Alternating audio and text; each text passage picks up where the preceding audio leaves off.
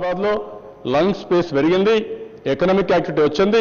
తెలంగాణ రాష్ట్రంలో ఆదాయం పెరిగిందంటే హైదరాబాద్ వల్ల వచ్చింది తప్ప తెలంగాణ జిల్లాల వల్ల కాదు అధ్యక్ష. ఆ విషయం మనం గుర్తుపెట్టుకోవాల్సిన అవసరం ఉంది. ఇది ఒక ఎకనామిక్ యాక్టివిటీ రావాలి, ఎంప్లాయ్మెంట్ జనరేషన్గా ఉండాలి. అటు కాకుండా మీరు ఏదో గవర్నమెంట్ ల్యాండ్లో కట్టుకోవచ్చు అధ్యక్ష, తప్పలేదు. గవర్నమెంట్ ల్యాండ్లో కట్టుకుంటే మన ఊర్లో ఎంఆర్ఓ ఆఫీస్ మరి ఎక్కడో ఊరికి దూరంగా ఎంఆర్ఓ ఆఫీస్ కట్టి సాయంత్రం అయితే ఎంఆర్ఓ లాక్ చేసుకొని వస్తే ఈయన పోయే వరకు మళ్ళీ దానికి గతి ఉండదు, ఎవరు ఆ పక్క కూడా వారు మానవ సంచారమే ఉండదు. అందుకనే అధ్యక్ష నేను ఒక అప్పీల్ ఇచ్చాను. ఇదే హౌస్లో చాలా జరిగాయి. నేను ఆ రోజు చెప్పాను ఏమేం చేస్తానో, ఏ జిల్లాకి ఏమేం చేస్తానో కూడా చెప్పాను. నేను ఆ రోజు చెప్పిన పనులన్నీ చేస్తున్నా, అన్ని ప్రాసెస్లో ఉన్నాయి. నేను ఆ రోజు ఈ సీట్లో ముఖ్యమంత్రిగా ఏ జిల్లాలో ఏం చేస్తానని చెప్పానో అవన్నీ తూచా తప్పకుండా చేసే బాధ్యత తెలుగుదేశం ప్రభుత్వం తీసుకుంటున్నాం. అదే మరి నేను ఒక అప్పీల్ ఇచ్చాను. ఈరోజు మనం ఇబ్బందుల్లో ఉన్నాం, కష్టాల్లో ఉన్నాం. ఎక్కడో అడవుల్లో రాజధాని కట్టుకోవడం కరెక్ట్ కాదు. అడవుల్లో కట్టుకుంటే ఆడబోయేసి ఒక మాట అన్నాను అధ్యక్ష. కొంతమంది అన్నారు పలానా దగ్గర ఫారెస్ట్ ల్యాండ్, ఈ పక్క ఫారెస్ట్ ల్యాండ్ ఉందంటే నేను ఒక మాట చెప్పాను, మంచి పని అది, అక్కడనే పెడదాం. ఒక వెటనరీ హాస్పిటల్, ఒక ఇంకొక పక్కన చూస్తే ఒక వెటనరీ కాలేజీ పెట్టి మనం చేస్తారు పశువుల ట్రీట్మెంట్ ఇచ్చుకుందామని. నాగరిక ప్రపంచంలో మీరు ఆలోచించాల్సింది, ప్రతి ఒక్కరు ఆలోచించాల్సింది, రాజకీయాలు శాశ్వతం కాదు, ప్రజలకు మనం ఏం చేస్తున్నాం అది శాశ్వతం. ఆ విషయం మనం అందరం గుర్తుపెట్టుకోవాల్సిన అవసరం ఉంది. నేను అధ్యక్ష దానికోసం ఒక పిలుపిచ్చాను. ముందు రాజధాని నిర్ణయించడానికే చాలా ఇబ్బందులు వచ్చాయి, మీరు చూశారు అవన్నీ. అయినా కూడా ధైర్యంగా ముందుకు పోయాం. ఈ రోజు ఈ రాష్ట్రంలో రాజధాని పలానా ప్లేస్ రావాలి, సెంట్రల్ ప్లేస్ రావాలని చాలా నిర్మోహమాటంగా చెప్పిన ఏకైక పార్టీ తెలుగుదేశం పార్టీ అధ్యక్ష. నేను గర్వపడుతున్న దానికి. ఎందుకంటే అక్కడ రావాలని నేను చెప్పాను. ఎందుకు రావాలంటే అది సెంట్రల్ ప్లేస్. ఇది చరిత్ర. మా ఊరికో మీ ఊరికో కావాలని రాజధాని కాదు. కావాలంటే ఒక ఊర్లో సిమెంట్ రోడ్ వేసుకోండి, ఒక వెటరీ హాస్పిటల్ పెట్టుకోండి, ఒక కాలేజీ పెట్టుకోండి, కానీ రాజధానిని డిస్టర్బ్ చేయడం కరెక్ట్ కాదని పెట్టాం. పెట్టిన తర్వాత అధ్యక్ష వాళ్ళు ముందుకు వచ్చారు, స్వచ్ఛందంగా ముందుకు వచ్చారు, ల్యాండ్ ఇచ్చారు. బెదిరించిన ప్రజాస్వామ్యం ఎవరిని బెదిరిస్తామండి? మిమ్మల్ని బెదిరించలేకపోతున్నాం. మేము ఇక్కడి నుంచి ఎవరిని ఎవరు బెదిరిస్తారు? ఈరోజు ఎవరిని ఎవరు బెదిరించలేరు. కాబట్టి బెదిరించడం లేదు. నేను స్వచ్ఛందంగా ఒక పిలిపిచ్చాను. 3-4 రోజుల తర్వాత కొంత కన్ఫ్యూజన్ వచ్చింది. మళ్ళా నేను పిలిపిచ్చాను. ఆ పిలుపుతో వాళ్ళు స్పందించి నా దగ్గరికి వచ్చారు. నేను మాట్లాడాను. మేమందరం స్వచ్ఛందంగా ఇస్తామన్నారు. అది అయిన తర్వాత మళ్ళీ ఆ పక్కండే జరీబ్ ల్యాండ్ వాళ్ళు ఉన్నారు. మాది కాస్ట్లీ ల్యాండు, మీ వల్ల వాళ్ళకి ల్యాండ్ విలువ పెరిగింది, మాది పెరగలేదన్నారు. నేను ఆ రోజు అడిగాను వాళ్ళు నవ్వుతూ, కాదా మీరు ఇన్ని చెప్తున్నారు, మీరు మీ ల్యాండ్ ఇప్పుడు ఉదాహరణకు హైదరాబాద్ ఉంది. ఒకప్పుడు ఎన్టీ రామారావు గారు అబిడ్స్లో కాపురం ఉండేవారు. అబిడ్స్కి వాల్యూ బాగా పెరిగి తెల్లవారితో నిద్ర లేసి అందరూ అబిడ్స్కి వచ్చేవాళ్ళు. నేను వచ్చిన తర్వాత సైబరాబాద్ నగరం నిర్మాణం చేశాను. హైదరాబాద్ సికింద్రాబాద్లో ఎవరు లేరు, అందరూ సైబరాబాద్కు పోయారు. ల్యాండ్ వాల్యూ అక్కడ పెరిగింది, ఇక్కడ తగ్గిపోయింది. ఆ విధంగా అవుతుందంటే వాళ్ళు కూడా ఒప్పుకున్నారు. కానీ ఇంత ల్యాండ్ వాల్యూ ఉంది కదా, మమ్మల్ని ఏంటంటే నేను అడిగాను, మీరు అడ్డం పడుతున్నారు కదా, మీరే చెప్పండి, రేపు మీరు పర్మిషన్లు ఇవ్వం, మీరు వ్యవసాయం చేసుకుంటారా శాశ్వతంగా అన్నాను. కాదు సార్, రేపు చేసుకుంటాం, మేము మళ్ళా రియల్ ఎస్టేట్కి పోతాం, మేము ఇల్లు కట్టుకుంటాం, లేదంటే ఇంకోటి కట్టుకుంటాం, కాబట్టి మీరు ఇది చేయాలండి. అది ఆలోచించిన తర్వాత వాళ్ళకు 450 స్క్వేర్ యార్డ్స్ కమర్షియల్ ప్లేస్ నేను ఇచ్చాను అధ్యక్ష. That is our commitment. ఎవరికి ఇబ్బంది కలగకూడదని. అదే మరి ఎవరైతే డీకేటీ పట్టాలనో వాళ్ళకు కూడా ఇచ్చాం. ఈరోజు మనం గుర్తుపెట్టుకోవాల్సింది, ఏదైతే అక్కడ సిటీ వస్తే, క్యాపిటల్ వస్తే, పెద్ద పెద్ద కంపెనీలన్నీ వస్తే రియల్ ఎస్టేట్ వ్యాపారం పెరుగుతుంది, వీళ్ళ ల్యాండ్కు విలువ పెరుగుతుంది సార్ అధ్యక్ష. ఇదే హైదరాబాద్లో 94లో 91, 92లో హైటెక్ సిటీ పక్కన ₹1,00,000 ఎకరా. అదే 2004లో 30 కోట్లు, అంటే 3000 టైమ్స్ వాల్యుయేషన్ పెరిగింది అధ్యక్ష, బికాస్ ఆఫ్ డెవలప్మెంట్. ఒకప్పుడు ఆ ఏరియా అంతా కూడా నిజాం ఇది హార్స్ గ్రేజింగ్ ఉపయోగించే ల్యాండ్, నీళ్లు కూడా లేవు. అలాంటి ల్యాండ్కి వాల్యూ వచ్చిందంటే అక్కడ వ్యాపారం జరిగింది, బిల్డింగ్స్ వచ్చాయి, ఐటీ కంపెనీస్ వచ్చాయి, హోటల్స్ వచ్చాయి, దాంతో పెరిగింది. ఈరోజు ఆ విధంగా అక్కడ చేస్తే ఇప్పుడు కూడా కొంతమంది మాట్లాడారు. సింగపూర్ గవర్నమెంట్ చాలా స్పష్టంగా చెప్పారు. సింగపూర్ గవర్నమెంట్కి అధ్యక్ష నేను అపోజిషన్లో ఉన్నప్పుడు, రూలింగ్లో ఉన్నప్పుడు కూడా నన్ను గౌరవించేవాళ్ళు. ఎందుకంటే ఆ దేశంలో నీతి నిజాయితీ ఉంది. కడం దేశాల్లో రాజకీయాలు బట్టి మాట్లాడుతూ ఉంటాం, అధికారం గురించి మాట్లాడుతూ ఉంటాం. వాళ్ళు ఒక దేశంలో పోయి వాళ్ళ దేశంలో ఎవరిని జరగలేరు, వేరే దేశంలో అవినీతి చేసే పరిస్థితి ఉండదు. ట్రాన్స్పరెంట్గా ఉంటారు. ఎవరన్నా మీరు ఏమన్నా అవినీతి చేయాలంటే ఆ దేశంలో పోయి ఒకసారి అవినీతి చేయండి, మళ్ళా మీరు తిరిగి వస్తే తెలిస్తే అప్పుడు మాట్లాడదాం. మా అశోక్ గారు ఉండేవారు, నేను ఒక టీం తీసేపోయాను నేను మంత్రిగా ఉంటే. సింగపూర్ పోతాను ఆ దేశం, ఆయన సిగరెట్ తాగడం మానేశాడు. ఆయన బాగా సిగరెట్ పిచ్చా. సిగరెట్ మానేసి ఏం అశోక్ గారు ఏంటి సిగరెట్ మానేసావు, పక్కన మీద తాగొచ్చు అంటే, ఇక్కడ వద్దులేండి సార్, ఎప్పుడన్నా తప్పయి సిగరెట్ తాగి రోడ్డు మీద వేస్తే $500 ఫైన్ వేస్తారు, నా దగ్గర ఉండేది $500, దాంతో అయిపోతుంది, మళ్ళీ ఏం చేయాలి నాకే తెలియస్తారని భయపడిపోయాడు. అలాంటి దేశాన్ని పట్టుకొని ఆరోపణలు చేయడం, అదే మరిగా దేశ కొంతమంది పేపర్లో రాయడం, వాళ్ళు చాలా స్పష్టంగా చెప్పారు. వాళ్ళు ఏం చెప్పారంటే దేశ చాలా స్పష్టంగా, మీకుండే విశ్వసనీయత కానీ మీతో ఉండే సంబంధాలు కానీ మాకు ఎప్పటి నుంచో ఉన్నాయి, మీరు కూడా కొత్త రాష్ట్రాన్ని కడుతున్నారు, మా వంతు కర్తవ్యంగా మేము కూడా సహాయం చేస్తాం, మాది చిన్న దేశం పెద్ద దేశం కాదు, మీకు వచ్చి మీ రాష్ట్రాన్ని అంతా మేమే అభివృద్ధి చేయలేం, ఆ శక్తి కూడా మాకు లేదు, మాకుండే చిన్న మేనేజ్మెంట్తో మేము ఏమేం చేయాలని ఆలోచించేస్తామని చెప్పినప్పుడు, మొత్తం మాస్టర్ ప్లాన్ కూడా మేము చేయలేము, కోర్ మాస్టర్ ప్లాన్ ఓన్లీ 40,000 ఎకరాల్లో మాత్రం, అందులో కూడా హాఫే 40,000 ఎకరాల్లో మేము డీటెయిల్స్ని తయారు చేస్తాం, బ్రాడ్గా ఒక మాస్టర్ ప్లాన్ ఇస్తాం, దాన్ని మీరు ఇంప్రూవ్ చేయండి, మేము కూడా సహకరిస్తాం, మాకు దీనికి ₹1 కూడా అవసరం లేదు, తర్వాత ఇది అయిన తర్వాత మీరు ఒక ఏజెన్సీని పెట్టుకోండి, మేము కూడా సహకరిస్తాం, మేము కూడా మీకు హెల్ప్ చేస్తాం, ఆ ఏజెన్సీ ద్వారా ఎట్టెట్టా అలాట్ చేయాలి, ట్రాన్స్పరెంట్గా ఎట్లా అలాట్ చేయాలో చేయండి, అప్పుడు ఏ కంపెనీలు వస్తే ఆ కంపెనీలు వస్తాయంటే ఒక ఆయన రాస్తారు రాత్రి కాలు వచ్చినట్టు 7,000 ఎకరాలు వాళ్ళకి ఇచ్చేశారు హిడెన్ అజెండా అంటాడు, ఇంకొక ఆయన అంటాడు సింగపూర్కే అమ్మేశారంటున్నారు. సింగపూర్కి మనం అమ్మితే వాళ్ళు కొనుక్కోవాలి కదండి, మీకు ఏమన్నా అలవాట్లునే ఉన్నారు, మీకు అలవాట్లు ఉండొచ్చు, నేను కాదని కొన్ని దేశాలు అవినీతితో పైకి రాలా, ఆ దేశంలో కొంత దేశభక్తి ఉంది, మీకు దేశభక్తి లేకపోవచ్చు, నేను కాదన్ను. వాళ్ళు జపాన్ ఉంది, జపాన్లో ఎంత డిసిప్లిన్ దేశ, ఈరోజు మీరు పోండి రోడ్డు మీద కాగితం ఏమనండి, ఎప్పుడు వేరు, ఒక పైసా అవినీతి చేయమనండి, చేయరు వాళ్ళు, ఎందుకంటే వాళ్ళ కల్చర్లో వచ్చాయి ఇవన్నీ, మనకు అలవాటు అయిపోయింది కాబట్టి ప్రతి ఒక్కదానికి ఆరోపణలు చేసేయడం. ఈరోజు జపాన్ కూడా ఏం చెప్పారు దేశ, మేము మాస్టర్ ప్లాన్ తయారు చేస్తాం, జైకా సంస్థ ఉంది, మా జైకా సంస్థకి చెప్తాం, మేము తయారు చేస్తాం, మాస్టర్ ప్లాన్ తయారు చేసిన తర్వాత మీరు ఎవరు కావాలంటే వాళ్ళకి ఇవ్వండి, చైనా వస్తే చైనా ఇవ్వండి, ఇండియన్ కంపెనీస్ వస్తే ఇండియన్ కంపెనీస్కి ఇవ్వండి, ఇంకొక కంపెనీ వస్తే వాళ్ళకి ఇవ్వండి, మాకు కూడా ఇవ్వండి, మేము ఒక రెస్పాన్సిబిలిటీ తీసుకుంటాం, మీ రాష్ట్రాన్ని ఒక ప్రిఫర్డ్ డెస్టినేషన్గా మేము ఎంచుకున్నాం, ఎందుకంటే మీ దగ్గర ట్రాన్స్పరెన్సీ ఉంది, రెండోది మీ రాష్ట్రం అభివృద్ధి అవుతే డెసిషన్ మేకింగ్ క్విక్గా ఉంటుంది, అందుకనే మేము వచ్చామని. మొన్న ఫస్ట్ టైం 100 మంది ఇండస్ట్రియలిస్టులు వచ్చారు దేశ. రెండోది ప్రపంచంలోనే జపాన్ ఏదైనా ఒక రాష్ట్రంతో ఎంఓయూ చేసుకున్నారంటే అది ఒక్క ఆంధ్రప్రదేశ్లో చేసుకున్నారు దేశం. నేను గర్వపడుతున్నా ఇవన్నీ, నేనేదో ఈరోజు మిమ్మల్ని మభ్యపెట్టడానికి చెప్పలేదు, మన కష్టాలు ఉన్నాయి, కష్టాలు ఉన్నప్పుడు ఏ విధంగా ఇవన్నీ తీసుకురావాలో తీసుకొచ్చినప్పుడు వాళ్ళు కూడా కొన్ని ఆలోచనలు ఇస్తున్నారు. ఈరోజు మీరు ఆలోచిస్తే దేశ హైదరాబాద్, గ్రేటర్ హైదరాబాద్ ఉంది, గ్రేటర్ ముంబై ఉంది, గ్రేటర్ బెంగళూరు ఉంది, ఇవన్నీ మీరు చూస్తే ఎక్కడికెక్కడ తయారు చేసుకున్నారు. నేను సింగపూర్ కూడా ఇచ్చిన తర్వాత వీళ్ళు కొన్ని తయారు చేశారు. మనం చూస్తే కోర్ క్యాపిటల్ ఆ ఏరియాలో వస్తే పక్కన ఒక రింగ్ రోడ్డు మనం చూస్తే 225 కిలోమీటర్ల రింగ్ రోడ్ వస్తే అది తెనాలి, గుంటూరు, గన్నవరం, అదే మరిగా విజయవాడ ఇవన్నీ కలుస్తుంది. దానిపైన వాళ్ళు చేసిన పని దిశ కొన్ని ఫెరిఫెరల్గా తీసుకున్నారు. ఈ రోడ్డు అవతల ఏవైతే ఒక నూజివేడు, లేకపోతే ఈ పక్క వస్తే పొన్నూరు, ఇంకో పక్కన వస్తే సత్తెనపల్లి, ఇంకో పక్కన గుడివాడ, ఇలాంటి సెటిలైట్ టౌన్స్ తీసుకున్నారు. వాళ్ళ ఉద్దేశం ఏంటంటే ఆ టౌన్స్ని కలపలేము, కానీ అక్కడే టౌన్షిప్లు తయారు చేద్దాం, ఒక్కొక్క దగ్గర ఒక్కొక్క యాక్టివిటీ పెడదాం, దీనివల్ల మెయిన్ ఏరియా కూడా బ్రహ్మాండంగా ఫలితాలు వస్తాయని ఈరోజు మీరు చూస్తే నందిగామ ఫార్మసిటికల్ హబ్ పెట్టాలని, Nuzvid fabrication hub, rubber and fabrication hub పెట్టాలని, Gudivada aquaculture hub, Tenali manufacturing hub, Guntur agriculture trading hub, Sattenapalli heavy industrial hub, ఇలాంటి ఆలోచనలన్నీ ఇచ్చారు. ఈ ఆలోచనలన్నీ ఎక్స్ప్లోర్ చేస్తున్నాం. ఇది ఇంకా మన వాళ్ళతో కూర్చుంటున్నాం, ఎక్స్పర్ట్స్తో కూర్చుంటున్నాం. ఏం డెవలప్ చేస్తే ఉద్యోగాలు వస్తాయి, ఎకానమీ బిల్డప్ అవుతుంది.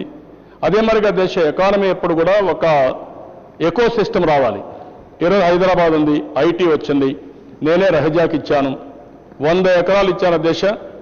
నేను ముఖ్యమంత్రిగా బాంబేకి వెళ్ళి వాళ్ళ ఆఫీస్కి వెళ్ళి మీరు రండి ట్రాన్స్పరెంట్గా ఇస్తాను, 100 ఎకరాలు ఇస్తే 1,00,000 మందికి ఉద్యోగాలు కల్పిస్తామన్నారు. ఆ 1,00,000 మంది కోసం వాళ్ళు ప్రయత్నం చేశారు. తర్వాత రూల్స్ మార్చారు, ఇబ్బందుల్లో పడ్డారు, అది వేరే కథ. ఆ రోజు ట్రాన్స్పరెంట్గా ఇచ్చాం. 3,50,000 మంది ఐటీ ప్రొఫెషనల్స్ వచ్చారు. దానివల్ల 1:4 అదర్ ఎంప్లాయ్మెంట్ వచ్చింది. హోటల్స్, హెల్త్, లేకపోతే ట్రాన్స్పోర్టేషను, అకామిడేషను, టూరిజం, లేకపోతే బిజినెస్ అన్నిటికి వచ్చాయి. దానివల్ల 15 లక్షల మంది బ్రహ్మాండంగా బాగుపడే పరిస్థితికి వచ్చారు. This is economy. వన్స్ ఇవన్నీ వచ్చాయి, ఇటీవల కాలంలో సరిగా చేయకపోయినా ఇది కంటిన్యూ అవుతా ఉంది. ఎక్కడా ఇబ్బందులు లేవు. అందుకే నేను మీకు హామీ ఇస్తున్నా, రాష్ట్ర ప్రజానీకానికి కూడా విజ్ఞప్తి చేస్తున్నా, ఎట్టి పరిస్థితుల్లో మనం ఇది ఒక క్రైసిస్, ఇది ఒక ఆపర్చునిటీ. మీకు కొంతమంది బాధ ఉండొచ్చు, నాకు ఇది ఒక అవకాశం, ఎందుకంటే కష్టంలో కూడా ఒక అవకాశాన్ని ఎత్తుక్కునే వ్యక్తి నేను. రాబోయే రోజుల్లో కొత్త రాజధాని world class, one of the best capital in the world. ఇది నేను చెప్పడం కాదు. ఆనాడు ప్రధానమంత్రి తిరుపతి మీటింగ్లో వచ్చినప్పుడు మీరు బాధల్లో ఉన్నారు, మీరు ఇబ్బందుల్లో ఉన్నారు, మీకు సమస్యలు ఉన్నాయి, కానీ ఈరోజు హామీ ఇస్తున్నా, ఢిల్లీ కంటే మెరుగైన రాజధాని కట్టుకుందామని ఆయన హామీ ఇచ్చారు. ఆయన తప్పకుండా సహకరిస్తారని నమ్మకం నాకుంది. ఆయన సహకారం తీసుకుంటాం. రైతులకు అధ్యక్ష మనస్ఫూర్తిగా అభినందిస్తున్నా. ప్రపంచంలోనే ఒక ప్రజాస్వామ్య దేశంలో ఎంతమంది ఎన్ని చెప్పినా పూర్తిగా సహకరించిన రైతులకి మనస్ఫూర్తిగా ధన్యవాదాలు అధ్యక్ష. నా జీవితంలో హామీ ఇస్తున్నా, ఆ రైతులు నేను మర్చిపోను. ఏదొచ్చినా ఆ రైతులు చేస్తా. మొదటి ప్రాధాన్యత అక్కడుండే రైతులకు వస్తుంది. వాళ్ళని అన్ని విధాలు ఆదుకుంటాను, వాళ్ళని ఆర్థికంగా ఆదుకుంటాను, ఇంకా ఏమైనా బెనిఫిట్స్ కావాలంటే ఆలోచిస్తాను. అన్ని విధాలు ఆదుకునే బాధ్యత. ఎందుకంటే అధ్యక్ష నా మీద నమ్మకం పెట్టుకుని ఇది ఒక చరిత్ర. ఇలాంటి చరిత్రలో వాళ్ళు భాగస్వాములు అయ్యారంటే స్వచ్ఛందంగా ముందుకొచ్చి మా మంత్రులు అందరూ పోతే ఊరూరు రాత్రి 12 గంటలకు వచ్చి కూర్చున్నారు అధ్యక్ష. కూర్చొని స్వచ్ఛందంగా ల్యాండ్ పూలింగ్లో వాళ్ళ భూములు ఇచ్చేదానికోసం సంతకాలు పెట్టారు. వాళ్ళు నా జీవితంలో మర్చిపోను, తప్పకుండా చేస్తాం.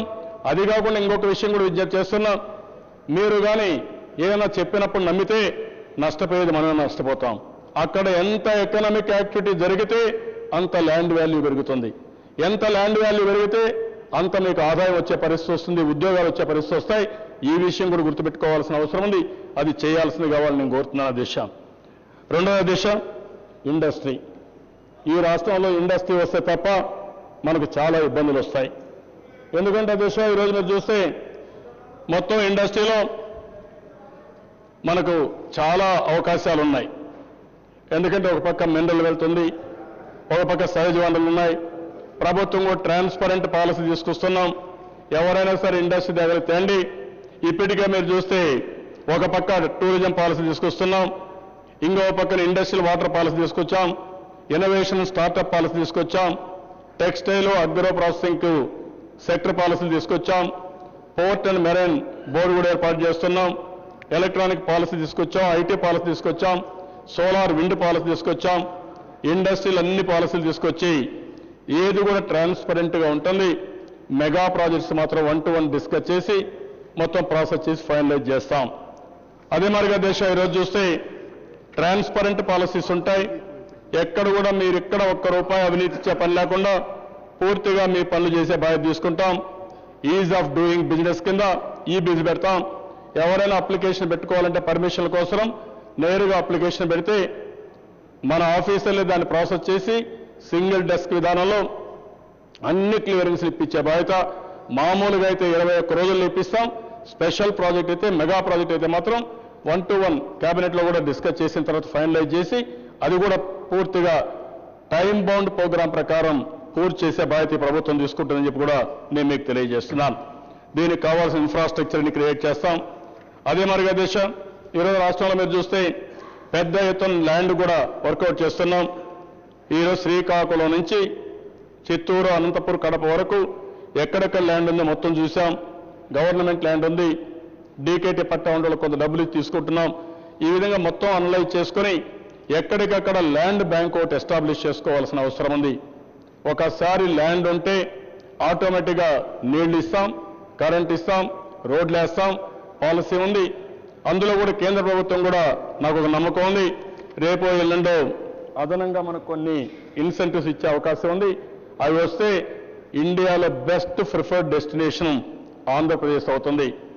రెండవ దిశ మనకు ఒక అడ్వాంటేజ్ కూడా ఉంటుంది. సీ కోస్ట్ ఉంది, బెస్ట్ పోర్ట్స్ మన దగ్గరనే ఉన్నాయి. అందులో కూడా మన ఏరియాని లాజిస్టిక్స్ హబ్గా తయారు చేసే అవకాశం ఉంది. సౌత్ ఈస్ట్ ఏషియన్ కంట్రీస్కి ఇది చాలా దగ్గరగా ఉంటుంది. ఇన్ఫ్రాస్ట్రక్చర్ మనం డెవలప్ చేసుకుంటే, లాజిస్టిక్స్ హబ్గా తయారు చేసుకోగలిగితే చాలా వరకు ఫలితాలు వచ్చే పరిస్థితి వస్తుంది. ఈరోజు ఇవన్నీ చూసిన తర్వాత దిశ మేము మొత్తం వర్కౌట్ చేస్తే, మొత్తం మన దగ్గర ఉండే పోర్ట్లన్నీ డెవలప్ చేస్తే చాలా వరకు దానివల్ల చాలా పోర్ట్లు వస్తాయి. మొన్నటి వరకు అయితే పోర్ట్ల మీద చాలా అశ్రద్ధ పెట్టాం. ఈ రోజు మీరు చూస్తే నేను పెట్టిన పోర్ట్లే కాంట్రవర్సీ అయినాయి, అవి కూడా సరిగా రాలేదు. ఈరోజు కొత్తగా మీరు చూస్తే మన రాష్ట్రంలో ఒకటి విశాఖపట్నంలో 19 మీటర్లు గంగవరం డీప్ వాటర్ పోర్ట్ ఇది, కృష్ణపట్నం 18 మీటర్స్. అదే మరిగా వేరే పోర్టులు చూస్తే చాలా తక్కువ ఉన్నాయి. సింగపూర్ కూడా 16 మీటర్లు, దుబాయ్ 16 మీటర్లు, కొలంబో 16 మీటర్లు. ఇవన్నీ కూడా వరల్డ్ క్లాస్ పోర్ట్స్గా తయారైపోయినాయి. అందుకనే పోర్టులకు ఎక్కువ ప్రాధాన్యత ఇచ్చి మొన్నే భావనపాడు మనం టెండర్లు పిలవాలనుకుంటే మంచి ఎంక్వైరీస్ వస్తున్నాయి, బ్రహ్మాండంగా ముందుకు వచ్చే పరిస్థితికి వచ్చారు. ఈరోజు ఇన్ఫ్రాస్ట్రక్చర్ల దిశ 13 ఎయిర్పోర్ట్లు, సాగర్మాల 18 పోర్ట్లు, రోడ్లు 13 railway lines, inland waterway, gas కానీ, అదే మరి ఎనర్జీ ప్రాజెక్ట్స్ అయితే ఇన్ఫ్రాస్ట్రక్చర్ 6, ఫైబర్ గ్రిడ్ 1, ఇంకో పక్క అర్బన్ అండ్ సోషల్ ఇన్ఫ్రాస్ట్రక్చర్ 47, అదే మరి క్యాపిటల్ రీజన్లో బోర్డని అవకాశాలు. ఒక్క వీసీఐసీలో విశాఖపట్నం చెన్నై ఇండస్ట్రియల్ కారిడార్లో 14, అదే మరి చెన్నై బెంగళూరు ఇండస్ట్రియల్ కారిడార్లో చాలా అవకాశాలు ఉన్నాయి. ఇంకో పక్క టూరిజం అండ్ కల్చర్లో అయితే 100 అవకాశాలు ఉన్నాయి. ఇప్పటికి ఐడెంటిఫై చేసింది ఒక 20 దాకా ఐడెంటిఫై చేశాం. ఈ అవకాశాలన్నీ కూడా ఇన్ఫ్రాస్ట్రక్చర్ పైన ఎక్కువ శ్రద్ధ పెడుతున్నాం. రెండోది 24/7 పవర్ అవైలబిలిటీ. నేను ఇంత మునిపే చెప్పాను దిశ, భవిష్యత్తులో పవర్ ఎక్కడ ఇబ్బంది లేకుండా చేసే బాధ్యత తీసుకుంటాం. క్వాలిటీ పవర్ ఇస్తాం, 7 గంటలు రైతులకు కరెంట్ ఇస్తాం. అదే మాదిరిగా వీలైతే నాకు అన్ని పర్మిట్ చేస్తే 7 గంటలు కూడా పగటిపూటే కరెంట్ ఇవ్వడానికి కూడా నేను అన్ని విధాలా ఎగ్జామిన్ చేస్తాను. అది కూడా ఇవ్వగలిగితే చాలా వరకు ఉపయోగపడుతుంది. అదే మరి ఇంకో పక్కన ఇండ్లకు 24 గంటలు కానీ ఇండస్ట్రీ కరెంట్ కానీ పూర్తిగా ఇస్తాం. కాస్ట్ ఎఫెక్టివ్ ఇవ్వాలనుకుంటున్నాం. అదే మరి ఇంకో పక్కన చూస్తే మన రాష్ట్రంలో కొన్ని ప్రాంతాల్లో పవర్ థెఫ్ట్ కూడా తక్కువ ఉంది. ఈరోజు దేశంలో మీరు చూస్తే థెఫ్ట్ తక్కువ ఉండే రాష్ట్రంలో రెండో రాష్ట్రం ఉన్నాం. నెక్స్ట్ ఇయర్కి మనం మొదటి స్థానంలో పోతాం. భవిష్యత్తులో ఇంటర్నేషనల్ స్టాండర్డ్స్లో అమెరికా, జపాన్తో పోటీ పడే పరిస్థితి వస్తుంది. పూర్తిగా టెక్నికల్ లాసెస్, కమర్షియల్ లాసెస్ పూర్తిగా కంట్రోల్ చేస్తే కాస్ట్ కూడా బాగా తగ్గే పరిస్థితి వస్తుంది. ఇంకో పక్క దిశ రోడ్ నెట్వర్క్. ఈ రోడ్ నెట్వర్క్ అయితే చాలా వరకు ఇప్పుడు మనకు ఒక పెద్ద రోడ్ అయితే ఇచ్చాపురం నుంచి తడ వరకు ఉంది. దీన్ని ఇంకో కూడా మనం ఆలోచించి కర్నూలు నుంచి నేరుగా న్యూ రాజధానికి 4 లేన్ కానీ 6 లేన్ రోడ్ ఆలోచిస్తున్నాం. దానికి కూడా మినిస్టర్తో మాట్లాడాం, వీళ్ళని తొందరలో అవుతుంది. ఆ రోడ్డు కనెక్ట్ చేస్తూ అనంతపురం నుంచి కూడా రోడ్డు తీసుకొస్తాం. ఇదే కాకుండా నిన్న మొన్న నేను మా పార్టీలో కూడా ఎమ్మెల్యేస్తో మాట్లాడాను. మన దగ్గర డబ్బులు తక్కువ ఉన్నాయి, కానీ రోడ్డు వ్యవస్థ చాలా పూర్తిగా అధ్వానం అయిపోయింది. దీనివల్ల అనేక నష్టాలు వస్తున్నాయి. కెన్ వీ గో ఇన్నోవేటివ్ అనుకున్నప్పుడు ఇండియా మొత్తం నేను స్టడీ చేశాను. మధ్యప్రదేశ్లో 20,000 కిలోమీటర్లు ప్రభుత్వం వేరియస్ రూట్స్లో వెళ్ళారు. బీఓటీ, టోల్ పెట్టడం, యాన్యుటీ పెట్టడం, అనేక మార్గాల్లో వెళ్ళారు. మన దగ్గర 3,000 కోట్లు ఉంటే దీనికి అది కూడా యాడ్ చేస్తే ఇంకా వచ్చే అవకాశం ఉంటుంది. అవసరమైతే చిన్న చిన్న రోడ్లన్నీ కూడా యాన్యుటీ మనమే డబ్బులు తిరిగి ఇవ్వడం, అలాంటి మార్గాలన్నీ కూడా ఆలోచిస్తే బాగుంటుందని అన్నారు. వేరియస్ ఆప్షన్స్ వర్కౌట్ చేస్తున్నాం. అది కూడా తొందరలోనే ఈరోజు గవర్నమెంట్ ఆఫ్ ఇండియా అయితే ముందుకు పోతున్నారో మనం కూడా ముందుకు వచ్చే పరిస్థితి వస్తుంది. ఇది కూడా ఆలోచిస్తామని చెప్పి కూడా నేను మీకు తెలియజేస్తున్నాను. ఇది కాకుండా దిశ ఇంకా మీరు చూస్తే విమానాలు కూడా కొన్ని ఉన్నాయి. భోగాపురం ఇంటర్నేషనల్ ఎయిర్పోర్టు, నాగార్జున సాగర్, ఓర్వకల్లు, దగదర్తి, దోనకొండ ఇలాంటివన్నీ కూడా, కుప్పం ఇవన్నీ కూడా వర్కౌట్ చేస్తున్నాం. ఇదే కాకుండా ఫైబర్ ఆప్టిక్ కనెక్టివిటీకి కూడా ఈ ప్రభుత్వం ముందుకు పోతా ఉంది. ప్రైవేట్ అదే మరి గవర్నమెంట్ రెండు మ్యాప్ చేసి లాస్ట్ మైల్ వరకు ప్రతి ఒక్క ఇంటికి ఇది తీసుకుపోవడం కోసం వర్కౌట్ చేస్తున్నాం. ఇది కాకుండా సర్వీస్ సెక్టర్ మనకందరికీ తెలియకుండా ఎక్కువ ఆదాయం వచ్చే సర్వీస్ సెక్టర్లో వస్తుంది. ఇండస్ట్రీసు, అగ్రికల్చర్ డెవలప్ అయిన తర్వాత అదే మరి ఇంకో పక్కన మీరు ఇవన్నీ డెవలప్ చేస్తూ ఉంటే ఎక్కువ ఆదాయం సర్వీస్ సెక్టర్లో వస్తుంది. టూరిజం, ట్రేడింగ్, రెస్టారెంట్స్, లేకపోతే cultural activities, banking, insurance, information technology ఇవన్నీ ఉన్నాయి. దీనిపైన కూడా ఎక్కువ శ్రద్ధ పెడుతున్నాం. అందుకే నేను చెప్పాను అధ్యక్ష 40 గ్రోత్ ఇంజన్స్ 80% గ్రోత్ వచ్చేటివి ఐడెంటిఫై చేశాం. దాన్ని ఫోకస్ పెడతాం, తప్పకుండా రిజల్ట్స్ అచీవ్ చేస్తాం. ఇవన్నీ జరగాలంటే మళ్ళీ స్కిల్ డెవలప్మెంట్ కావాలి. మనం స్కిల్ డెవలప్మెంట్లో చాలా తక్కువలో ఉన్నాం. అందుకనే ఇటీవల కాలంలో స్కిల్ డెవలప్మెంట్ మిషన్ పెట్టాం, ఒక కార్పొరేషన్ క్రియేట్ చేశాం, పబ్లిక్ ప్రైవేట్ పార్ట్నర్షిప్ చేస్తున్నాం. ఇటీవల సీమెన్ ముందుకు వచ్చారు అధ్యక్ష. 90% వాళ్ళు డబ్బులు తీసుకొస్తున్నారు, మనం 10% పెడుతున్నాం. 2500 కోట్లు వాళ్ళు పెడితే మన దగ్గర 400 కోట్లు 350 కోట్లు మనం ఖర్చు పెట్టి కొన్ని లక్షల మందికి ట్రైనింగ్ ఇవ్వడానికి ముందుకు వస్తున్నారు. చాలామంది సిఎస్ఆర్లో వస్తున్నారు, చారిటీలో వస్తున్నారు, కొంతమంది కమర్షియల్గా వస్తున్నారు. ఇవన్నీ కూడా వర్కౌట్ చేసి ఏ విధంగా తీసుకుపోవడం కోసం ఆలోచిస్తున్నాం అధ్యక్ష. ఇప్పటికి అధ్యక్ష మీరు ఒకసారి చూస్తే నేను ఇటీవల కాలంలో ఎన్ని ప్రయత్నాలు చేయాలో అన్ని ప్రయత్నాలు చేస్తున్నాం. మన రాష్ట్రానికి రావాల్సినటువంటి ప్రాజెక్ట్స్ క్లియరెన్స్ కోసం 8 సార్లు 9 సార్లు అందరినీ కలిశాను. నాకు నిన్న మొన్న మళ్ళా ఫైనాన్స్ మినిస్టర్ గారు ఢిల్లీలో కూర్చున్నారు, రాత్రుడు కూర్చున్నారు. ఈరోజు మళ్ళీ కూర్చుంటామని చెప్పి ఆమె ఇచ్చారు. వాళ్ళు కూర్చుంటే ఒక అవగాహనకు వచ్చి ఏం చేయాలో వాళ్ళు చేస్తామని కూడా చెప్పడం జరిగింది. ఎంతవరకు వస్తుందో వచ్చిన తర్వాత మీకు తెలుస్తుంది దేశ. అదే మరి ఈ సందర్భంలో నేను సింగపూర్ వెళ్ళడం, జపాన్ వెళ్ళడం, దావోస్ వెళ్ళడం, ఇండియాలో అంబాసిడర్స్ మొత్తం 130 కంట్రీస్ నుంచి వస్తే వాళ్ళని అడ్రస్ చేసి మనకుండే ఆపర్చునిటీ చెప్పడం. రెండోది డిఫెన్స్ స్పేస్ ఏరోస్పేస్ మీటింగ్ పెడితే దానికి ఎగ్జిబిషన్ బెంగళూరు వెళ్ళడం, మొన్నే సిటీ బ్యాంకు హెచ్ఎస్బిసి బాంబేలో పెడితే వాళ్ళకు కూడా వెళ్ళి నేను అడ్రస్ చేశాను. ఇన్వెస్ట్మెంట్ రావడానికి ఈ ప్రయత్నాలన్నీ చేశాం.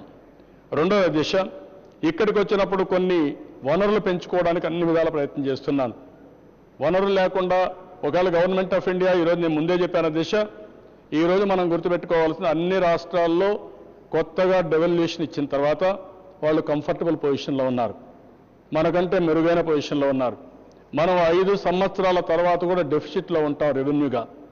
ఈరోజు తెలంగాణకు 1,18,000 కోట్లు వాళ్ళకి వస్తే మనకు అదే 5వ సంవత్సరం తర్వాత మనం మళ్ళా డెఫిసిట్లో ఉన్నామంటే ఏ విధంగా మనం ఖర్చు పెట్టగలుగుతాం ఆలోచించండి. మన డబ్బులు కూడా మీరు ఇంకో పక్కన చూస్తే క్యాపిటల్ ఎక్స్పెండిచర్కి ప్లాన్ ఎక్స్పెండిచర్ మన దగ్గర డబ్బులు లేని పరిస్థితి వచ్చింది. మొత్తం జీతాలకు, పెన్షన్లకు, వెల్ఫేర్ ప్రోగ్రామ్స్కి, రొటీన్ అడ్మినిస్ట్రేషన్కే ఖర్చు పెట్టే పరిస్థితి వచ్చింది. కాబట్టి దీన్ని కూడా మనం గుర్తుపెట్టుకొని నేను శాండ్ మీద చాలా కఠినంగా తీసుకొని ఎవ్వరికి వినియోగదారులకు ఇబ్బంది లేకుండా శాండ్ డాక్రా ద్వారాల ద్వారా అమ్మడం, అవసరమైతే స్ట్రీమ్ లైన్ అయిన తర్వాత వీలైతే ఇంకా రేటు కూడా తగ్గించి వినియోగదారులకు ఇబ్బంది ఉండకూడదు. వచ్చిన ప్రతి ఒక్క రూపాయి ప్రభుత్వానికి రావాలి. రైతుల కోసం, డాక్రా సంఘాల కోసం, పేదవాళ్ళ కోసం ఖర్చు పెట్టాలని ఆలోచిస్తున్నాం. రెండోది వెరైటీస్.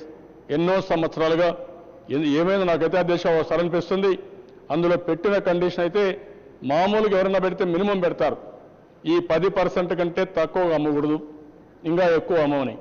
విచిత్రంగా 5% కంటే ఎక్కువ ఎవరికి ఇవ్వడానికి వీల్లేదు. ఈ 5% సీలింగ్ ఇక్కడికే అమ్మండి. ఇది ఎక్కడ అన్యాయం నాకైతే ఎప్పుడు నేను చూడలేదు దేశ. అలాంటిది ఈరోజు రివైవ్ చేశాం, టెండర్లు పిలుస్తున్నాం. ఎవరైనా సరే అక్కడ ఒక పద్ధతి ప్రకారం చేసే పరిస్థితి రావాలి. అందుకనే దేశ ఈ సంవత్సరం కనీసం మీరు ఎప్పుడు రాని విధంగా రాబోయే సంవత్సరం 1000 నుంచి 2000 కోట్ల రూపాయలు ఒక్క వెరైటీస్లో వస్తున్నాయంటే అది తెలుగుదేశం పార్టీ తీసుకున్న చర్య. లేవండి నాకు కూడా అధికారం ఉందని నా మనసు దోచిపెట్టుకోవచ్చు, అది కాదు ఇక్కడ. ఇది ఒక రాష్ట్ర ప్రభుత్వం, ప్రజలకు న్యాయం జరగాలి. ఈ డబ్బులు ఇన్ని సంవత్సరాలు ఎవరు తిన్నారో కూడా మనం అర్థం చేసుకోవాల్సిన అవసరం ఉంది. రెండవ దేశ ఇంకో పక్కన మీరు చూస్తే రెడ్ శాండర్స్, శేషాచలం టెంపుల్ చుట్టూరు పేపర్లో చూస్తూ ఉంటారు. ఏంటి అధ్యక్ష అది? దేవుని చుట్టూ ఈ పని చేస్తూ ఉంటే వీళ్ళు కారిడార్ ఎస్టాబ్లిష్ చేసి తిరుపతి నుంచి చైనా వరకు, తిరుపతి నుంచి జపాన్ వరకు ఎక్కడికక్కడ కారిడార్స్ పెట్టి వయా సింగపూర్, వయా లేకపోతే దుబాయ్ ఇదంతా పంపించే పరిస్థితికి వచ్చారు. Great difficulty. నాకైతే 9 నెలలు పడుతూ ఉంది అధ్యక్ష. ఇప్పుడు టాస్క్ ఫోర్స్ వేసాం. ఒకటే మాట చెప్పాను, ఎవరైనా సరే ఒకటే, అవసరమైతే ఈ బిల్లు కూడా తీసుకొస్తాం. ఎవరైతే ఇలాంటి తప్పుడు పనులు చేస్తారో వాళ్ళ ఆస్తులు కూడా కాన్ఫిస్కేట్ చేసి వాళ్ళని పనిష్ చేసే బాధ్యత తీసుకుంటామని చాలా స్పష్టంగా చెప్పాను. దానివల్ల కొంతవరకు కంట్రోల్ అయింది. దీనివల్ల ఫస్ట్ ఒక స్టాన్సే మనం అమ్మితే 850 కోట్లకు అమ్మితే ఒక పార్టీ అయితే ముందుకు రాలేదు, అది కూడా అవుతుంది. ఇంకా ఒక 8,000 టన్నుల మెట్రిక్ టన్నులు మన దగ్గర దొంగతనంగా తీసుకుపోయిన దాంట్లో, పట్టుకున్న దాంట్లో అది కూడా పీనట్స్ పట్టుకుంటే 1% పట్టుకుంటారు. అలాంటిది ఇంకా 10,000 మెట్రిక్ టన్స్ దాంట్లో పెట్టుకున్నారంటే ఎంత సంపద వీళ్ళు దోచుకున్నారో మీరు ఆలోచించాల్సిన అవసరం ఉంది. అలాంటి విషయంలో మీరు కూడా సహకరించాల్సిన అవసరం ఉంది. అదే మరి అధ్యక్ష, నేను అందుకనే ఒకటే మాట చెప్తున్నా, రాష్ట్ర ప్రయోజనాలకు విఘాతం కలిగించే ఏ వ్యక్తి అయినా సరే ఈ ప్రభుత్వం స్పేర్ చేయదు. నిన్న ఒక మాట చూశారు, ఇదే హౌస్లో వచ్చింది, రాజధాని దోనకొండకు కావాలన్నారు. నేనేమో అనుకున్నాను, దోనకొండ కంటే కొంతమంది దోనకొండకు వస్తుందని ముందుగానే ప్రణాళికలు తయారు చేసుకొని అక్కడ ల్యాండ్ కొనుక్కున్నారు. కొనుక్కుంటే పర్వాలేదు, బినామీ ట్రాన్సాక్షన్లో తీసుకున్నారు, అవన్నీ కూడా ఎస్టాబ్లిష్ చేస్తారు. తీసుకున్న తర్వాత ఒక్కడు ఇవ్వనంటే ఫోర్జుడ్ డాక్యుమెంట్లు పెట్టి తీసుకున్నారండి. ఇది ఎక్కడ చూద్దామండి? తీసుకున్న తర్వాత ఒకడు ఇవ్వనంటే వాడిని చంపేశారు. ఇది ఎక్కడ న్యాయం అండి? ఇంత దారుణంగా చేస్తామంటే ఎక్కడికి పోతున్నాం మనం? కాబట్టి ఇలాంటివన్నీ కూడా అధ్యక్ష కఠినంగానే ఉంటాం. అదే మాదిరిగా స్మార్ట్ విలేజ్, స్మార్ట్ వార్డు కూడా తీసుకొచ్చాం. దానికి కూడా ఒక కార్యక్రమం పెద్ద ఎత్తున చేశాం. ఇప్పటికే మీరు చూస్తే 2008 అప్లికేషన్లు వచ్చాయి, 664 ప్రాసెస్ చేసి కంప్లీట్ చేశాం. భవిష్యత్తులో ప్రతి ఒక్క విలేజ్ని ఎవరో ఒకరు పార్ట్నర్షిప్ చేసుకోవాలని చెప్పి కోరుతున్నాం. దీనివల్ల ఒక టెక్నాలజీ కాకుండా మేనేజ్మెంట్ బ్యాండ్విడ్త్ వస్తుంది, గైడెన్స్ వస్తుంది. 20 మినిమం నాన్ నెగోషియబుల్ కండిషన్స్ పెట్టాం, అవన్నీ చేయమని కూడా చాలా స్పష్టంగా కోరుతున్నాం. ఒక జన్మభూమి మా ఊరు స్ఫూర్తితో ఈ ప్రోగ్రాం కూడా టేకాఫ్ అయితే తక్కువ వనరులతో ఎక్కువ ఫలితాలు వచ్చే పరిస్థితి వస్తుంది. అది కూడా ఆలోచిస్తున్నాం అని చెప్పి కూడా నేను మీకు తెలియజేస్తున్నాను. ఇది కాకుండా దిశ ఈరోజు ఈ ప్రభుత్వం టెక్నాలజీకి ఎక్కువ ప్రాధాన్యత ఇస్తున్నాం, ఆధార్కి ఎక్కువ ప్రాధాన్యత ఇస్తున్నాం. ఎక్కడా ఫ్రాడ్ జరగడానికి వీల్లేదు, అన్ని చర్యలు తీసుకుంటాం. ఫైనల్గా ఆధార్ సీడింగ్ చేసి ఆధార్ బేస్డ్ ట్రాన్సాక్షన్స్ ఉంటాయి. అందులో కూడా ప్రతి ఒక్కరికి బెనిఫిట్స్ ఇవ్వాలంటే వాళ్ళ యొక్క బయోమెట్రిక్స్, ఫింగర్ ప్రింట్స్ లేకపోతే ఐరిస్, ఈ రెండు కూడా ఆ ఇంటికి తీసుకొని నేరుగా పోతే ట్యాప్ తీసుకుపోతే అక్కడనే కూడా తీసుకునే అవకాశం ఉంటుంది. కాబట్టి ₹1 కూడా ఎవ్వడు మ్యానిపులేట్ చేయకుండా పూర్తిగా అకౌంటబిలిటీ తీసుకొచ్చే బాధ్యత ప్రభుత్వం తీసుకుంటాం. అన్ని ట్రాన్సాక్షన్స్లో టెక్నాలజీ ఉపయోగిస్తాం, జెన్యూన్ పర్సన్స్కి ఇస్తాం, 100% అక్యురసీ ఉంటుంది, స్పీడీనెస్ ఉంటుందని చెప్పి కూడా నేను మీకు తెలియజేస్తున్నాను. ఇంకో పక్క దిశ కొన్ని న్యూ ఇన్స్టిట్యూషన్స్ కూడా ఆలోచిస్తున్నాం. మనం అంతా కూడా ఏదో డిగ్రీలు పెట్టుకోవడమే కాకుండా ప్రయోజనం ఏంటి కావాలి? ఎనర్జీకి ఒక ఇన్స్టిట్యూట్ కానీ ఒక యూనివర్సిటీ కానీ. Energy is a life. ప్రతి ఒక్కరి నాగరిక ప్రపంచంలో కరెంట్ ఎంత వాడుతున్నామో ఎనర్జీ ఎంత వాడుతున్నామో అవసరం ఉంది. దీంట్లో కూడా వేరియస్ ఆప్షన్స్ ఆలోచిస్తున్నాను. కాస్ట్ ఎఫెక్టివ్ ఎనర్జీస్, ఏదో థర్మల్ ఉంది, హైడల్ ఉంది, విండ్ ఉంది, సోలార్ ఉంది. అదే మాదిరిగా వేరియస్ ఏరియాస్లో ఈ యొక్క ట్రాన్స్మిషన్ లాసెస్ ఉన్నాయి. ఇవన్నీ కూడా కంట్రోల్ చేయాల్సిన అవసరం ఉంది. కాబట్టి ఎనర్జీకి ఒక యూనివర్సిటీ ఏర్పాటు చేసి ఎట్టుందో ఎక్స్ప్లోర్ చేస్తున్నాం. అది కానీ బాగుందనుకుంటే దాన్ని కూడా ముందుకు పోవడం. రెండవ దేశ కరువు, చాలా ఇబ్బందులు వస్తున్నాయి. మన రాష్ట్రంలో ఒక నూతనమైన ఎక్స్పెరిమెంట్ చేస్తున్నాం. వాటర్ రిసోర్స్ యూనివర్సిటీ పెడితే ఎట్టుంటుంది? ఇంతవరకు వాలంటరీ ఇవన్నీ పెట్టారు, అవి పెద్ద ఫలితాలు రాలేదు. కాబట్టి వాటర్ రిసోర్స్ యూనివర్సిటీ పెట్టి ప్రపంచంలో బెస్ట్ ప్రాక్టీస్ కానీ, ఎడ్యుకేషన్ కానీ, టెక్నాలజీస్ కానీ, మ్యాన్ పవర్ తయారు చేయడానికి ఉపయోగపడుతుంది. మూడోది స్పోర్ట్స్. మన దేశం ఇంత పెద్ద దేశంలో ఒలింపిక్ గేమ్స్లో మనం గెలవలేకపోతున్నాం. నేను ఆ రోజు నేషనల్ గేమ్స్ కోసం గచ్చిబౌలి క్రియేట్ చేశాం. దానివల్ల కొంతమంది ప్లేయర్స్ తయారయ్యే పరిస్థితి వచ్చింది. ఇది కూడా స్పోర్ట్స్ యూనివర్సిటీ పెడితే ప్రపంచంలో బెస్ట్ యూనివర్సిటీతో కొలాబరేషన్ పెట్టుకోవాలని ఒక ఆలోచన ఉంది. లాజిస్టిక్స్, మన రాష్ట్రంలో లాజిస్టిక్స్లో నెంబర్ 1 ఉన్నాం. మనం చేసుకోగలుగుతాం. ఇండియాకే ఇది ఒక సెంటర్ అవుతుంది, ఇండియాకే గేట్వే అవుతుంది, సౌత్ ఈస్ట్ ఏషియాకు బ్రహ్మాండంగా ఉపయోగపడుతుంది, ఇన్లాండ్ కనెక్ట్ చేసే పరిస్థితి వస్తుంది. లాజిస్టిక్స్ ఒకటి ఆలోచిస్తున్నాం. హాస్పిటాలిటీ, ఫ్యూచర్ టూరిజం పెద్ద ఎత్తున వస్తున్నారు. మన రాష్ట్రంలో ఉండే స్పేసెస్ ఎక్కడ ఈ దేశంలో ఎక్కడా లేవు. విశాఖపట్నం బ్యూటిఫుల్ ప్లేస్, కోనసీమ ఎక్కడ కూడా దేశంలో ఇలాంటి అందమైన ప్లేస్ ఎక్కడా ఉండదు. Water, greenery, coconut gardens best place. ఇంకో పక్కన ఎకో టూరిజం, ఇంకో పక్క మీరు చూస్తే దేశ పెద్ద ఎత్తున టెంపుల్ టూరిజం ఉంది, బీచెస్ ఉన్నాయి.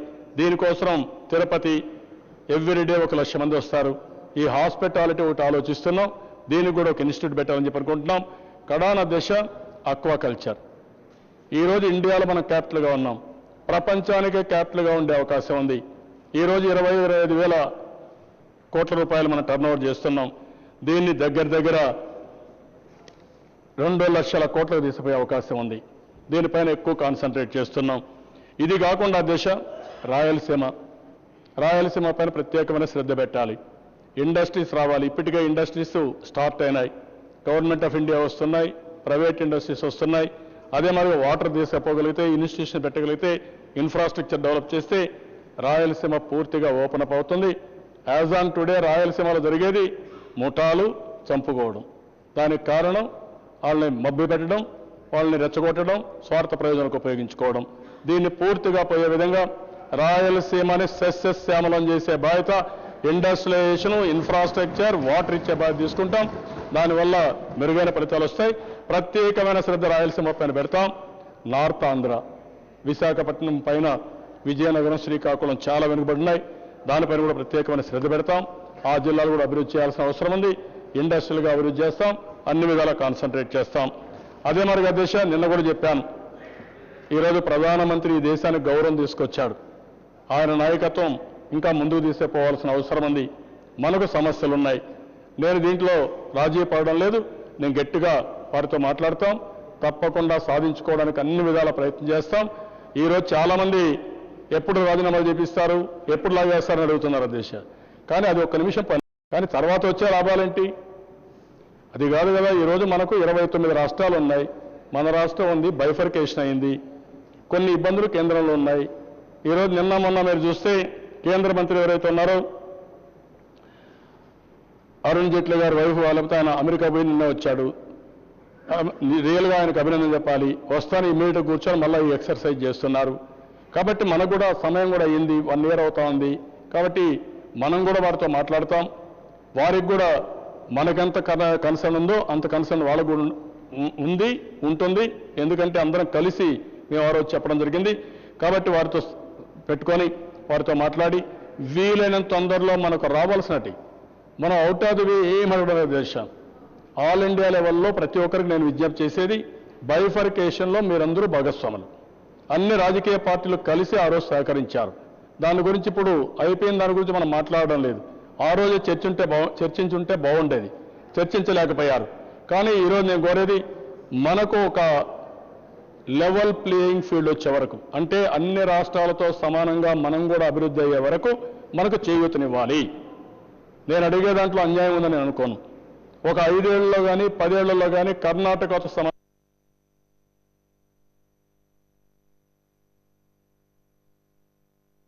ప్రజలు నాకు ఇచ్చారు. అందుకనే అధ్యక్ష, కొంతమంది రోజుకు ఒక మాట మాట్లాడినా నేను మాత్రం ఒకే కన్సిస్టెంట్గా చెప్పాను, మీరు సమస్య పరిష్కారం చేయండి. సమస్య పరిష్కారం చేసేటప్పుడు ఇద్దరికి న్యాయం చేయమని కోరాను. నిన్న కూడా అధ్యక్ష నేను ఒక మాట చెప్పాను. పవర్ విషయం ఉంది, నీళ్ల విషయం ఉంది. నీళ్ల విషయం ఇష్యూ వచ్చింది.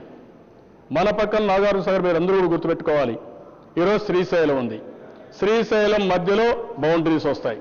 సగం తెలంగాణకు వస్తుంది, సగం ఆంధ్రాకు వస్తుంది. నాగార్జున సాగర్లో బౌండరీస్ సగం వస్తాయి. గేట్లు కూడా సగానికి సగమే వస్తాయి. ఒక పక్క పవర్ వస్తుంది, ఓ పక్క నీళ్లు వస్తాయి. పులిచెంతలో పవర్ మాత్రం తెలంగాణకు వెళ్తుంది, ఇంకో పక్క నీళ్లు మాత్రం ఆంధ్రాకు వస్తాయి. ఇలాంటివి వచ్చినప్పుడు దీన్ని సామరస్యంగా పరిష్కారం చేయాలి తప్ప విభేదాలు కొట్లాడుతూ కాదని చెప్పే ఉద్దేశం నాది. ఆ రోజు కూడా నీళ్లు ఇవ్వడం కోసం 2 పక్కల పోలీసులు ఎవరైతే ఉన్నారో తెలంగాణ పోలీసులు కూడా ఆంధ్ర బౌండరీకి వెళ్ళి అక్కడ గొడవ జరిగితే నేనే ఫోన్ చేశాను. అక్కడ ముఖ్యమంత్రికి ఫోన్ చేసి, చంద్రశేఖరరావు గారి మారుగా ఉంది, ఎందుకు మనం అలవాటు చేయడం, సమస్య పరిష్కారం చేసుకుంటా నేను అడిగాను. చంద్రశేఖరరావు గారు నాకేం కొత్త కాదు. నా దగ్గర మా పార్టీలో ఉన్న వ్యక్తి, నాకు సన్నిహితంగా ఉన్న వ్యక్తి. కానీ క్వశ్చన్ అధ్యక్ష, ఇద్దరు పోలీసులు కొట్టుకున్నప్పుడు ఎలాంటి అగ్లీ సీన్ మనం క్రియేట్ చేస్తున్నాం? ఇది సబబా? ఇది కరెక్ట్గా నేనే చొరవ తీసుకున్నాను. నెక్స్ట్ డే గవర్నర్ దగ్గర కూర్చున్నాం. ఆ సమస్యకు పరిష్కారం చేశాం. తర్వాత ఎన్నోసార్లు కరెంటు విషయం అన్నారు. నేను ఆ మాట కూడా చెప్పాను. చట్టంలో ఏదైతే ఉందో చట్టం యొక్క స్ఫూర్తితో అన్ని సమస్యలు పరిష్కారం చేసుకుందాం. మన ఇద్దరం కూర్చుంటామంటే అబ్జెక్షన్ లేదు. మన వల్ల కాదంటే పెద్ద మనుషులకు అప్పచెప్దామంటే అబ్జెక్షన్ లేదు. కేంద్ర ప్రభుత్వానికి చెప్దామంటే అబ్జెక్షన్ లేదు. కానీ చట్టాన్ని యాజ్ ఇట్ ఈజ్ అమలు చేసి, ఒకవేళ మీకు నష్టం వచ్చినా ఇక్కడ నష్టం వచ్చినా ఇద్దరికి న్యాయం చేసే బాధ్యత కేంద్రాన్ని రిక్వెస్ట్ చేద్దాం. సమస్యని పరిష్కారం చేసుకొని సామరస్యంగా ముందుకు పోతే మనం అభివృద్ధి అవుతాం. తెలుగు జాతి కొన్ని కారణాల వల్ల మనం విడిపోయినా మళ్ళా కొంతమంది నేను ఈ ఇద్దరిని కలుపుతానంటే మీరు మళ్ళా రాష్ట్రాన్ని కలుపుతాను అడుగుతున్నారు దేశ. అది జరిగే పని కాదు, రాష్ట్రాన్ని కలిపే విధానం కాదు. కానీ భౌగోళికంగా తెలుగు రాష్ట్రం విడిపోయినా 2 రాష్ట్రాలైనా మానసికంగా తెలుగు జాతి కలిసి ఉండవలసిన అవసరం ఉంది. ఆ విషయమే నేను పదే పదే చెప్తున్నా, ఇప్పుడు కూడా చెప్తున్నా. మాకు ఒక బాధ్యత ఉంది. రెండు ప్రాంతాల అభివృద్ధి కావాలి, దేశం అభివృద్ధి కావాలి. అదే మరిగా ఆంధ్రప్రదేశ్కి నష్టం జరిగింది, దాన్ని భర్తీ చేయాలి. నిన్న కూడా కరెంట్ ఇస్తారన్నా మేము తీసుకోం. ఇలాంటివన్నీ ఇంకొక ఆయన అయితే నేనేదో ఆయన కాళ్ళు పట్టుకుని కాళ్ళ బేరానికి వచ్చారు నీళ్ళ కోసరం. నేను ముఖ్యమంత్రిగా తెలుగు జాతి కోసరం, ప్రజల కోసరం నాకు ఎలాంటి ఎగో ప్రాబ్లం లేదు, ఎలాంటి పట్టింపులు లేవు. ఈరోజు నేను ఒకటే చెప్తున్నా, ఒక ప్రజలకు సేవకుడిగా నేను ప్రవర్తిస్తా, అనునిత్యం వాళ్ళ కోసం పనిచేస్తా. ఎవరికి మంచి జరుగుతుందనుకుంటే ఎవరితో మాట్లాడమంటే వాళ్ళతో మాట్లాడతా. కానీ హక్కుల విషయంలో నేను రాజీ పడను. నా యొక్క ఇంకొక విషయం కూడా మీకు విజ్ఞప్తి చేస్తున్న దిశ, నా మనస్తత్వం మీకు తెలుసు, నేను అన్ని విధాల ప్రయత్నం చేస్తాను.